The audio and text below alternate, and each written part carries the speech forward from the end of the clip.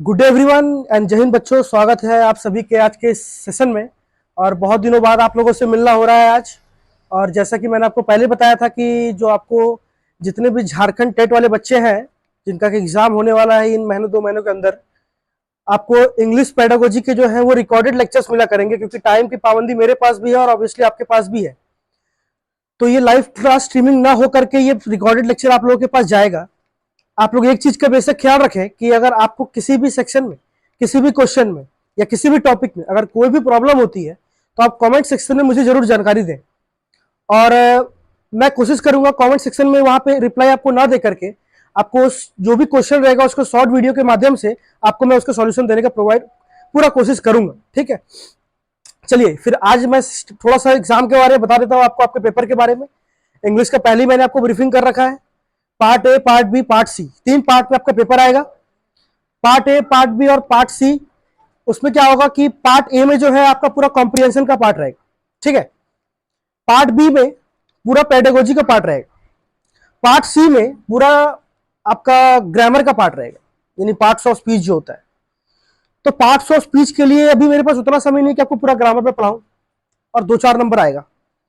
और पैसेज से क्या है कि लास्ट टाइम पे मैं कुछ करवाऊंगा आपको।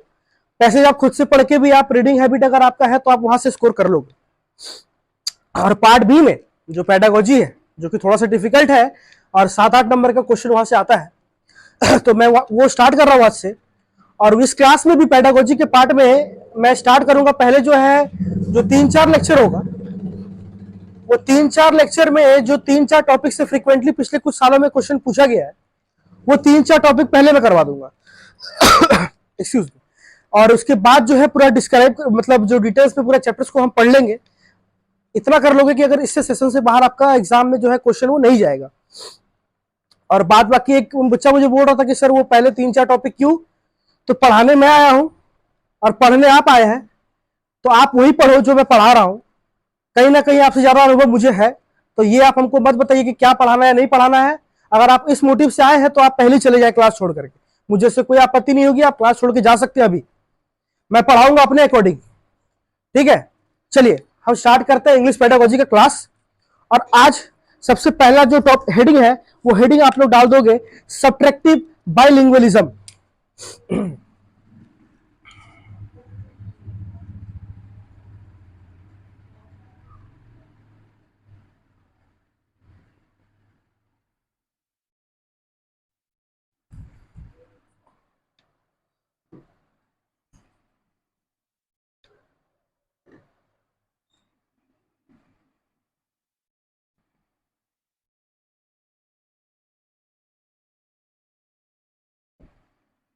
Subtractive bilingualism. अब सब्ट्रैक्टिव बाइलिंगुअलिज्म बच्चों होता क्या है, और कई सारी चीजें होगा कि मैं फटाफट से बोलते हुए निकल जाऊंगा और आप उस चीजों को वीडियो पॉज करके लिख लेना नोट में। ठीक है, जो लिखवाने का चीज होगा मैं तो लिखवा ही दूंगा, लेकिन कुछ कुछ चीजें होते हैं जो समझने का कॉन्सेप्ट होता है, आप खुद से भी लिख लीजिएगा थोड़ा सा, है ना। चलिए, तो सब्ट्रैक्टिव बाइलिंगुअलिज्म होता क्या है। बाइलिंगुअलिज्म, सबसे पहले आप समझिएगा कि बाइलिंगुअलिज्म क्या होता है। अच्छा, इस वाले मार्कर में मेरा इंक है या नहीं मुझे देखने दीजिए, क्योंकि काफी दिनों बाद आप लोगों से स्टूडियो में मिलना हो रहा है ना। कोई बात नहीं, चलो। बाइलिंगुअलिज्म का मतलब क्या होता है, आप लोगों ने कई टीचर्स के माध्यम से भी सुना होगा, ये क्लास हमारा बाइलिंगुअल रहेगा। तो बाइलिंगुअल का मतलब ही क्या होता है, टू लैंग्वेज, यानी कि दो भाषा। ठीक है, अभी मैं पूरा टॉपिक की डिस्कस नहीं कर रहा हूं, मैं बाइलिंगुअलिज्म को बता रहा हूं क्या है, इसका मतलब क्या है, लिखा हुआ जो है उसका मतलब क्या है। तो बाइलिंगुअलिज्म का मतलब क्या है बच्चों, ऐसा व्यक्ति जो कि दो भाषा को जानता हो। जो एक जाने, मोनोलिंगुअलिज्म। जो एक से दो से अधिक जाने, वो मल्टीलिंगुअलिज्म। समझ रहे हो क्या कहना चाह रहा हूं मैं। तो अब टॉपिक आता है सब्ट्रैक्टिव बाइलिंगुअलिज्म होता क्या है। अच्छा, इसकी मैं डेफिनेशन पहले लिख देता हूं, आप लोग उसको भी लिख लीजिएगा और फिर मैं समझा भी दूंगा कि वो होगा क्या, है ना।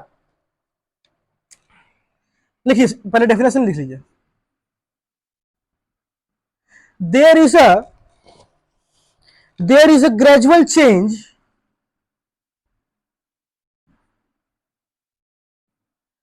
अच्छा, ये डेफिनेशन जो है मैं आपको जो लिखा हुआ है इंग्लिश का वो मैं लिख के दे रहा हूं, बाकी समझाऊंगा मैं अपने अकॉर्डिंग, ठीक है। तो जो लिखा हुआ पहले वो लिख लीजिए। अब ये मैं सोचिए कि ये मास्टर जो है लिख करके चला गया, इसको कुछ नहीं आता है, ठीक है। There is a gradual change और there is a gradual change or loss of use of the person's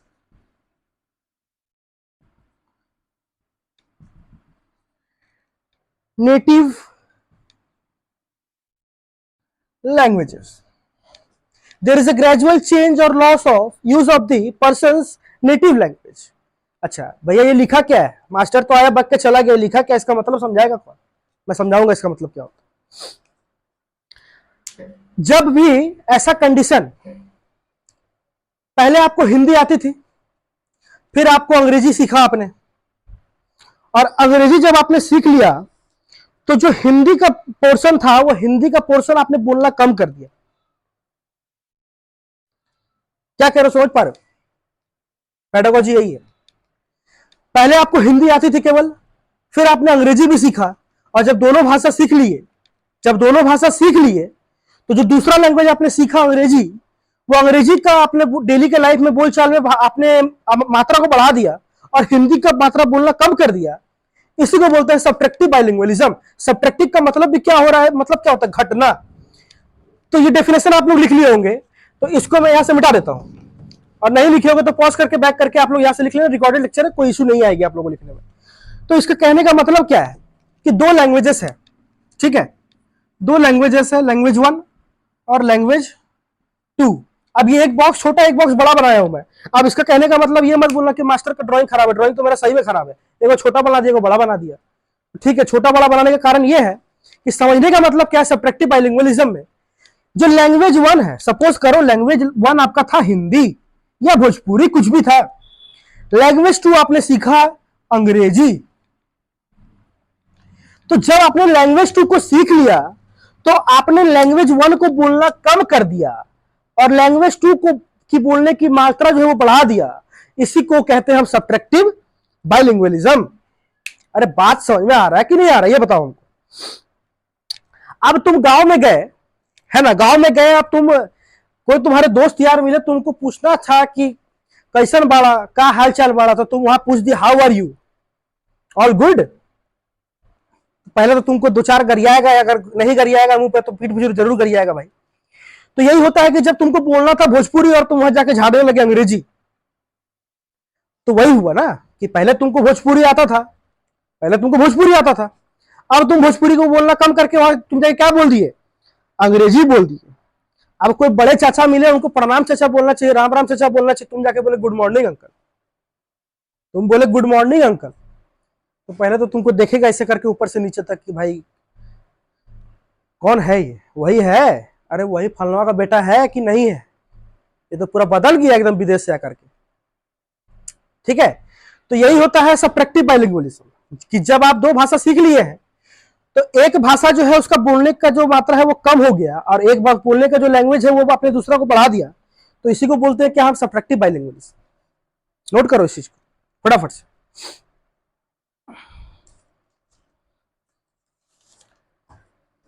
ठीक है, सब्ट्रैक्टिव बाइलिंगुअलिज्म क्या था कि जब पहले आपको आता था भोजपुरी और फिर आपने अंग्रेजी भी सीख लिया, तो अंग्रेजी सीखने के बाद जो है आपको जहां भोजपुरी बोलना था आप जाके वहां अंग्रेजी झाड़ रहे हो।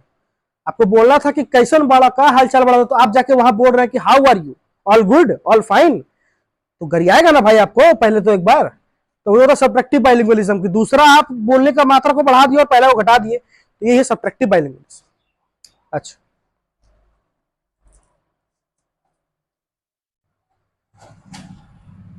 अब हम स्टार्ट करते हैं अगला।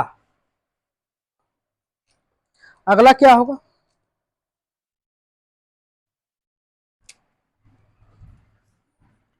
अगला हमारा होगा क्या है, एडिटिव बाइलिंगुअलिज्म। अच्छा, ये जो पेडागोजी का पार्ट है, एडिटिव बाइलिंगुअलिज्म लिख लेना इसको पूरा। ये जो पेडागोजी का पार्ट है ये मेरे लिए बहुत नया था, क्योंकि आज से पहले जो मैं डिफेंस वाले बच्चे को पढ़ाता था तो ये पेडागोजी का पार्ट मैंने कभी किसी को पढ़ाया नहीं। कई सारे बच्चों को रिक्वेस्ट पे मैंने इन चीज़ों को पढ़ाना स्टार्ट किया, लेकिन कहीं कहीं पे मुझसे भी गलती, शायद गलती तो नहीं होगी, अगर हो तो माफ़ कर देना, क्योंकि ये चीज़ें मैंने भी पहले सीखी है, पूरा अध्ययन किया है, उसके बाद आप लोगों के सामने पढ़ाने आया हूँ, क्योंकि ये मेरे लिए भी चैलेंजिंग था। ये मेरे लिए बहुत बड़ा चैलेंजिंग था कि मैं फिर से पढ़ाने आया हूँ और जो चीज़ मेरे लिए बिल्कुल नया था। तो I love to take challenges. ठीक है, अब है एडिटिव बाइलिंगुअलिज्म। अच्छा, इसका डेफिनेशन बाद में लिखवा देंगे, पहले समझ लो क्या है।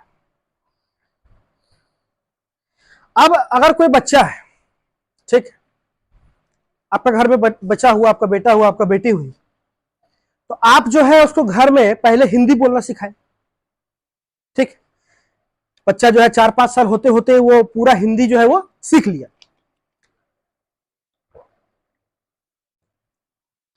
जब पूरा हिंदी सीख लिया तो आपकी जो वाइफ है बोलेगी नहीं, हमारा बेटा तो अब अंग्रेजी बोलेगा, खाली हिंदी काहे बोलते हो, तो इंग्लिश भी बोलेगा। तो ठीक है भाई, जब हिंदी सीख लिया तो अब उसको इंग्लिश भी सिखाना शुरू कर दिया आप लोग, सिखाना भी चाहिए।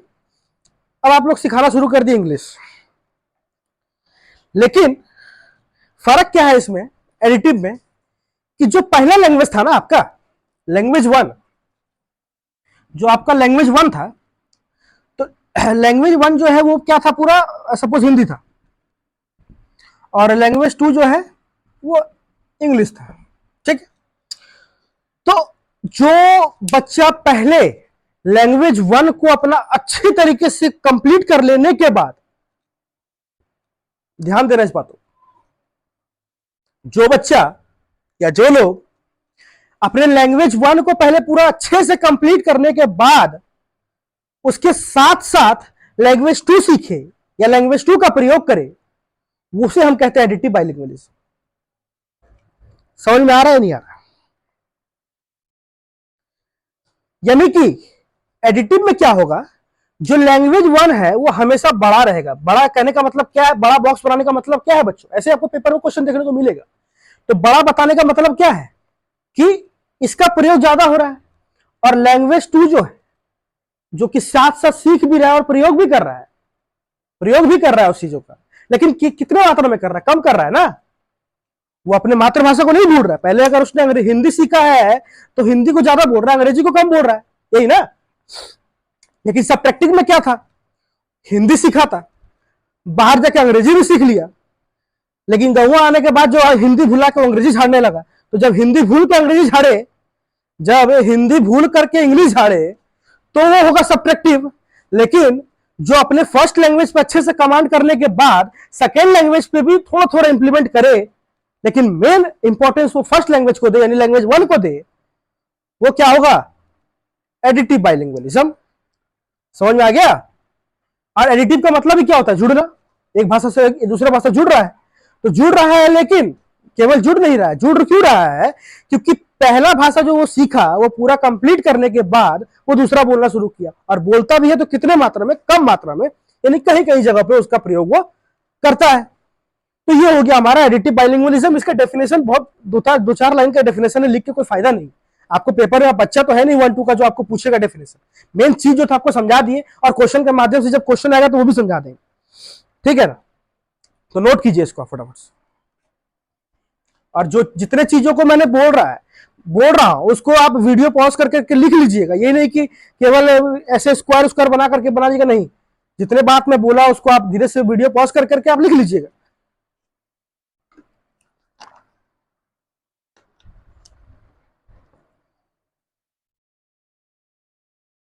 अच्छा, इसके बाद जो अगला है वो है साइमल्टेनियस बाइलिंगुअलिज्म। साइमल्टेनियसली बाइलिंगुअलिज्म, उसका मतलब क्या है बच्चों? उसका मतलब यह होगा कि आप एक साथ साथ, साइमल्टेनियसली का मतलब क्या होता है, एक साथ दो, मतलब आप इंग्लिश को भी और हिंदी को भी बराबर मात्रा में बोल रहे हैं, आप भोजपुरी को और हिंदी को बराबर मात्रा में बोल रहे हैं, यानी दोनों का जो है वो लेवल ऑफ स्पीकिंग या लेवल ऑफ टॉकिंग जो होगा वो क्या होगा, वो सेम होगा। ठीक है, मतलब आप इंग्लिश भी आती है आपको और हिंदी भी आती है आपको, दोनों बैलेंस पे चल रहा है। आपको भोजपुरी भी आती है और आपको मराठी भी आती है, तो दोनों जो है वो पैरेलली मतलब इक्वल करके चल रहा है, तो ये हमारा क्या होगा, साइमल्टेनियसली बाइलिंगुअलिज्म होगा, होगा नहीं होगा। अच्छा, एक क्वेश्चन है, अब आपका झारखंड टेट का जो पेपर होगा उसका ही प्रीवियस ईयर क्वेश्चन है, वो क्वेश्चन मैं आपको लिखता हूँ और आप उसका आंसर पहले खुद कोशिश करिएगा देने का। बहुत इजी सा क्वेश्चन है, हमको लगता नहीं है कि इतना पढ़ाने के बाद भी अगर आपको उसका आंसर अगर नहीं दे पाइएगा तो पढ़ना छोड़ दीजिए आप। हमको बोलने में कोई झिझक नहीं होता, अगर इतना समझाने के बाद भी अगर उसका आंसर आप नहीं दीजिएगा ना तो आप छोड़ दीजिएगा पढ़ना, ठीक है। चलिए,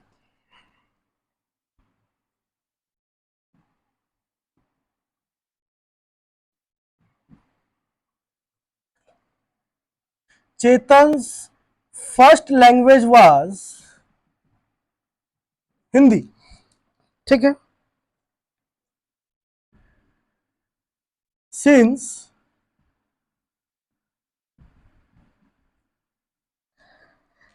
arriving in Tamil Nadu, Tamil Nadu short में लिखा, आप लिख लीजिएगा, ठीक है, Tamil Nadu,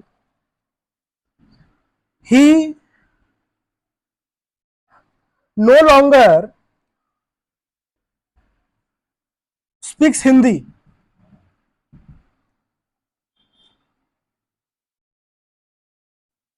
and only speaks English with the natives.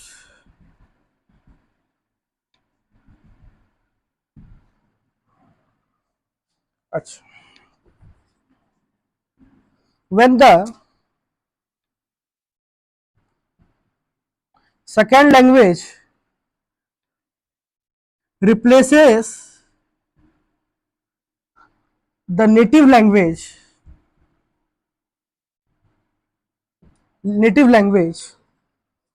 is an example of question. ये क्वेश्चन है भैया, आपका क्वेश्चन क्या है कि चेतन फर्स्ट लैंग्वेज वाज हिंदी, चेतन नाम का एक लड़का है, उसका जो फर्स्ट लैंग्वेज था वो क्या, हिंदी है। लेकिन वो जब अपने गांव से अपने शहर को छोड़ करके तमिलनाडु में शिफ्ट हुआ, तो ही नो लॉन्गर स्पीक्स हिंदी, वो हिंदी नहीं बोलता है। And only speaks English with the native, native का मतलब होता है जो वहां के आसपास के लोग हैं या वहां के स्थानीय लोग हैं, उनको नेटिव कहते हैं। तो उनके साथ जो है वो क्या इंग्लिश बोलने लगा। इतने पढ़ के ही जो आपका क्लियर हो जाना चाहिए कि आंसर क्या होगा, लेकिन उसके बाद भी देखो लिख के दिया क्वेश्चन, ये पूरा क्वेश्चन है।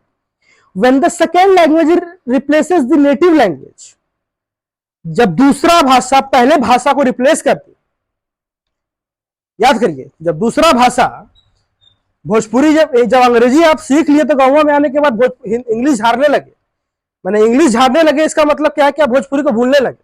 तो वही कह रहा है कि सेकेंड लैंग्वेज को जब भूल करके आप फर्स्ट लैंग्वेज को भूल करके सेकेंड लैंग्वेज का प्रयोग ज्यादा करिएगा, तो वो किसका एग्जाम्पल होगा। ऑप्शन है, ऑप्शन आप कहां लिखे, जगह यहां बचा नहीं है, तो ऑप्शन में पढ़ देता हूं। क्वेश्चन में था क्या क्या ऑप्शन था, ऑप्शन में था code mixing, subtractive bilingualism, code switching और बाइलिंगुअलिज्म। बताइए क्या होगा आंसर। इतना बोलने के बाद तो समझ में आ ही गया होगा कि इसका आंसर क्या होगा, सब्ट्रैक्टिव बाइलिंगुअलिज्म, ठीक है। आंसर क्या होगा, सब्ट्रैक्टिव बाइलिंगुअलिज्म, यानी कि जो दूसरा भाषा में वो सीखा उसका प्रयोग ज्यादा होने लगा और जो फर्स्ट भाषा था उसका प्रयोग कम होने लगा। यानी कि वही होगा ना कि जो L1 था उसका प्रयोग कम हो गया और L2 का जो है वो बढ़ गया, बस यही था। तो आज के लिए जो है इतना ही टॉपिक रखते हैं, ठीक है। 3 टॉपिक था, इसको अच्छे से ग्रहण कर लीजिएगा, अच्छे से डाइजेस्ट कर लीजिएगा। मेरा तबीयत ज्यादा ठीक नहीं है, इसलिए आपकी क्लास 1-2 दिन लेट भी हुई, और अगले क्लास में जब मिलेंगे तो फिर 2 टॉपिक और रह गया, वो भी करवा देंगे, उसके बाद डिटेल्स में पूरे चैप्टर्स को पढ़ेंगे, और ये 5 टॉपिक जो करवा देंगे उससे आपका पेपर निकल जाएगा पेडोलॉजी। चलिए मिलते हैं अगले क्लास में। जय हिंद एवरीवन।